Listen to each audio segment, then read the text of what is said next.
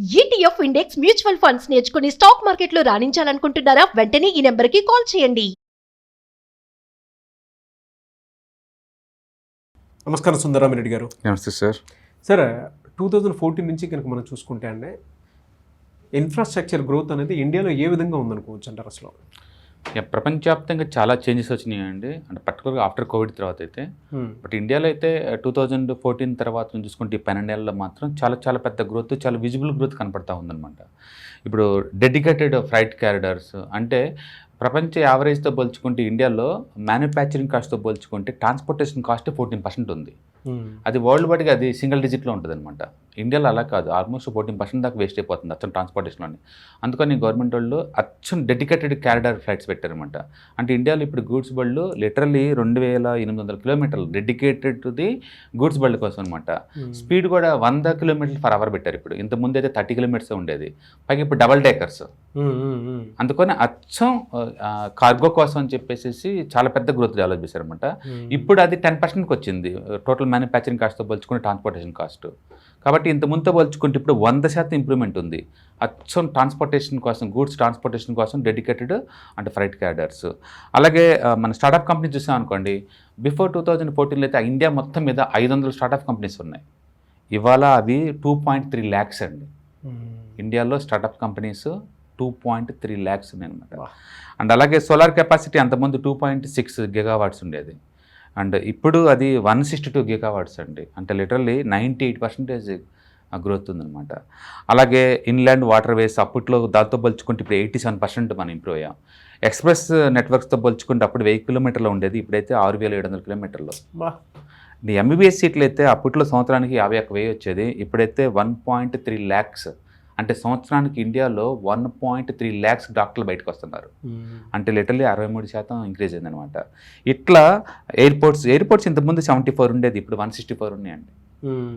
And medical colleges 387 ఉంటే ఇప్పుడు 844 అయినాయండి. అంటే లాస్ట్ 12 సంవత్సరాల్లో రియల్గా ఇండియాలో ఇన్ఫ్రాస్ట్రక్చర్ గ్రోత్ విజిబుల్ కనపడతా ఉంటుంది అనమాట.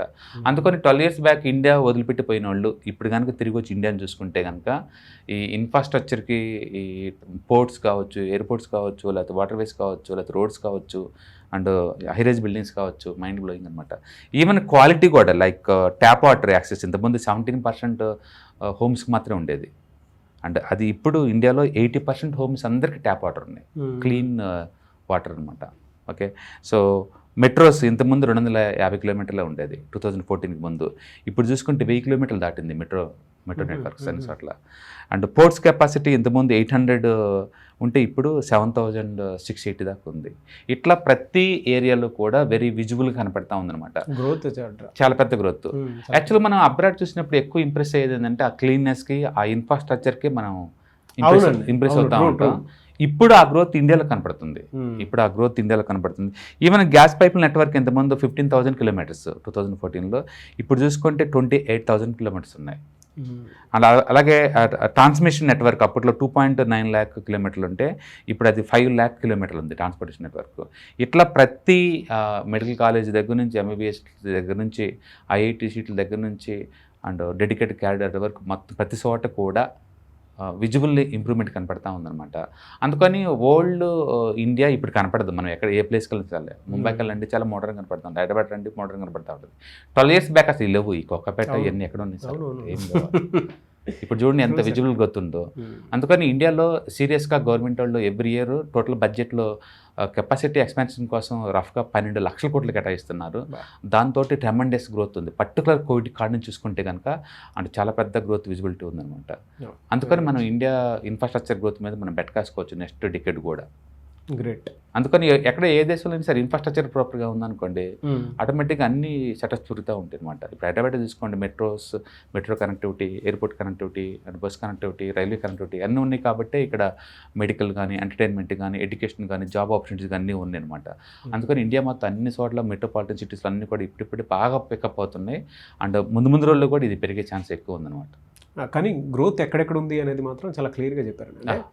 నిజంగా ఎక్కడెక్కడైతే పెరిగిందో, ఎక్కడెక్కడైతే ఏ విధంగా ఎలాంటి చేంజెస్ జరిగాయి అండ్ మీరు ఇందాక ఒక మాట కూడా ఉన్నారు, ఫారిన్ కంట్రీస్లో క్లీన్లీనెస్ చూస్తాము, లేదు అని అంటే మనం డెవలప్మెంట్తో కూడుకున్నట్టు బిల్డింగ్స్ అవి అది చూస్తూ చూస్తూ ఉంటాం అంటే అవే. అవును బట్ ఇక్కడ నిజంగానే కోకాపేట్ కానీ ఫైనాన్షియల్ డిస్ట్రిక్ట్ కానీ చూస్తే ఆ చేంజ్ చాలా ర్యాపిడ్గా కనిపిస్తుంది. ర్యాపిడ్గా Rapid గానే ఎక్స్పాండ్ కనిపిస్తుంది కనపడుతుంటుంది వెరీ గుడ్ అనాలిసిస్ అండి. Thank you so much sir.